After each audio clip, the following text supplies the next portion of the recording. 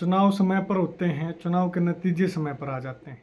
विद्यार्थियों की परीक्षाएं, नौजवान युवाओं की परीक्षाएं ना तो समय पर होती हैं, अगर हो जाती हैं तो परिणाम समय पर नहीं आता, और अगर परिणाम समय पर आता है तो भर्तियां कोर्ट में लटक जाती हैं। 67 विद्यार्थियों ने 720 में से 720 नंबर लेने का काम किया। किस तरह का माहौल, ये किस तरह का आज देश में परिस्थितियां युवाओं के लिए बनती जा रही, लेकिन देश में युवाओं के भविष्य की कोई चिंता नहीं है। उस बच्चे के साथ जिसने, मैं ये कहूंगा कि 2 साल की, 3 साल की, 4 साल की तपस्या करने का काम किया है, उसकी तपस्या को इस तरह से खराब ना किया जाए। सभी को नमस्कार, राम राम। मैं अक्षय नरवाल। पूरे देश भर में चुनाव समय पर होते हैं, चुनाव के नतीजे समय पर आ जाते हैं, लेकिन विद्यार्थियों की परीक्षाएं, नौजवान युवाओं की परीक्षाएं ना तो समय पर होती हैं, अगर हो जाती हैं तो परिणाम समय पर नहीं आता, और अगर परिणाम समय पर आता है तो भर्तियां कोर्ट में लटक जाते हैं। ऐसा ही पूरे देश भर में हो रहा है। एक नया मामला सामने आया है नीट की भर्ती परीक्षा का, जिसका परिणाम जिस दिन हमारे देश का चुनाव परिणाम आया 4 जून को आया है। मैं आपको बताना चाहता हूँ, इतिहास में पहली बार ऐसा हुआ है कि 67 विद्यार्थियों ने 720 में से 720 नंबर लेने का काम किया है। मैं आपको बताना चाहता हूं कि एनटीए ने कहा, नेशनल टेस्टिंग एजेंसी जिसने टेस्ट कंडक्ट करवाया था, किन विद्यार्थियों को ग्रेस मार्क्स दिए गए हैं। आप देखेंगे जो सेकंड टॉपर हैं उसने 719 नंबर स्कोर किए हैं। 719 नंबर स्कोर हो ही नहीं सकते। वो क्यों नहीं हो सकते? इस एक क्वेश्चन को ठीक करने में इसमें 4 मार्क्स प्राप्त होते हैं, और नेगेटिव मार्किंग होने के कारण अगर आपका एक क्वेश्चन गलत होता है तो -1 मार्क होता है। तो आप एक बार समझिए, अगर विद्यार्थी ने सारे क्वेश्चन ठीक किए हैं तो उसको 720 नंबर आने चाहिए।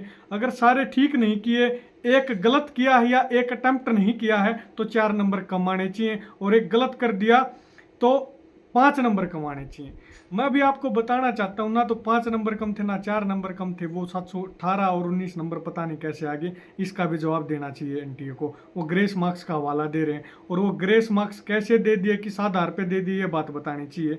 और दूसरी बात, 67 कोई छोटा नंबर नहीं है। जहाँ पहले 4 और 5 विद्यार्थी मुश्किल से टॉप कर पाते थे, वहाँ एकदम से 67 विद्यार्थियों ने टॉप करना, और एक एग्जामिनेशन सेंटर जहाँ के 6 विद्यार्थियों ने टॉप करने का काम किया है। ये किस तरह का माहौल, ये किस तरह का आज देश में परिस्थितियां युवाओं के लिए बनती जा रही हैं।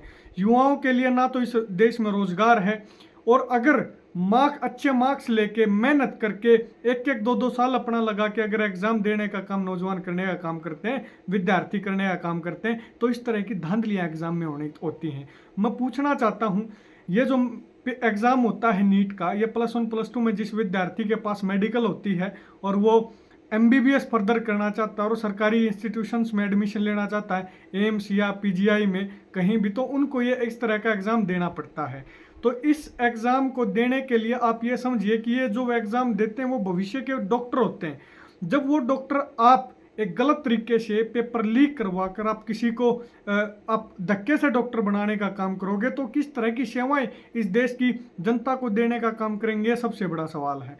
दूसरी बात, जेई का एग्ज़ाम होता है, जिसके जरिए +1 +2 में नॉन मेडिकल लिया विद्यार्थी फर्दर IIT और NIT में जाता है और अच्छा इंजीनियर बनता है।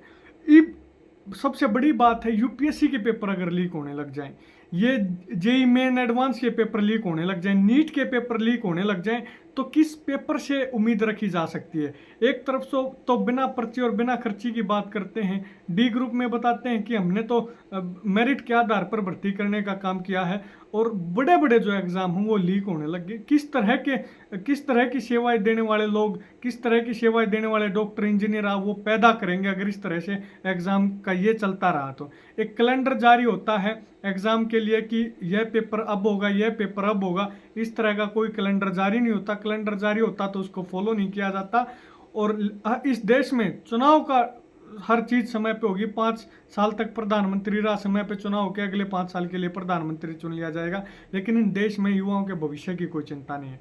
मैं आपसे पूछना चाहता हूँ, आपसे कहना चाहता हूँ, इस देश में 65% नौजवानों की संख्या है। फर्स्ट टाइम वोटर को रिझाने के लिए अनेक भत्तों की बात करी, नौकरियों की बात करी, हर तरह की बात करने का काम किया, और जो सबसे ज़्यादा वोटर भी है वो भी मेरे ख्याल में, मैं ऐसा समझता हूं कि सबसे ज़्यादा वोटर भी आज का नौजवान है, युवा जो फर्स्ट टाइम वोटर था। उसके बावजूद इनकी जो समस्या है उसको कंसिडर नहीं किया जा रहा। इसमें किसका दोष है? उस विद्यार्थी का दोष है जिसने अपना मेहनत के साथ जिसने अपने मेहनत के बलबूते पर एग्जाम को क्लियर करने का काम किया। कोटा में एलन जैसे इंस्टीट्यूट, आकाश इंस्टीट्यूट, वीएमसी, बहुत इस तरह के इंस्टीट्यूटों में अपनी लाखों रुपए की फीस देकर विद्यार्थी तैयारी करते हैं और एग्ज़ाम की प्रिपरेशन करते हैं। और वहाँ जब आप देखोगे कोटा में, तो वहाँ के ऊपर एक पूरा स्पेशल हिदायत रखी जाती है कि बच्चे इतने स्ट्रेस में होते हैं, इतने स्ट्रेस में रहकर तैयारी करने का काम करते हैं कि बहुत सारे बच्चे वहाँ सुसाइड कर लेते हैं। कोटा में सुसाइड करते हैं क्योंकि एग्ज़ाम का बर्डन इतना होता है। उस बर्डन से अगर बच्चा निकलता तो फिर पेपर लीक हो जाते हैं। उस बच्चे के साथ जिसने, मैं ये कहूँगा कि 2 साल की, 3 साल की, 4 साल की तपस्या करने का काम किया है और नीट और जेईई जैसे एग्जाम के लिए तैयारी करने का काम किया है, उसकी तपस्या को इस तरह से खराब ना किया जाए। एक कड़ी से कड़ी कार्रवाई उन व्यक्तियों के ऊपर होनी चाहिए जिन्होंने, जो इस धांधली में शामिल हैं। सुप्रीम कोर्ट की देखरेख में कमेटी बननी चाहिए और इस पूरे मामले की जांच होनी चाहिए। पूरी देश के विद्यार्थियों के सामने दूध का दूध और पानी का पानी होना चाहिए। और यह जो एग्जाम हुआ है इसको दोबारा से कंडक्ट किया जाना चाहिए।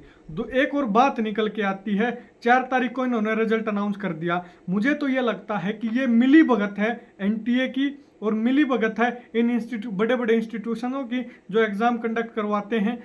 4 जून जो एग्जाम का रिजल्ट 14 जून को डिक्लेयर होना चाहिए था, उन्होंने 4 जून को करने का काम किया ताकि देश तो बिजी था पूरे देश के चुनाव के रिजल्ट में, और नीट का रिजल्ट दब जाए, नीट के ऊपर ज़्यादा सवाल ना उठे। लेकिन ऐसे दबाने की चीज़ें नहीं दबती हैं। हम सवाल पूछेंगे, सवाल करते रहेंगे।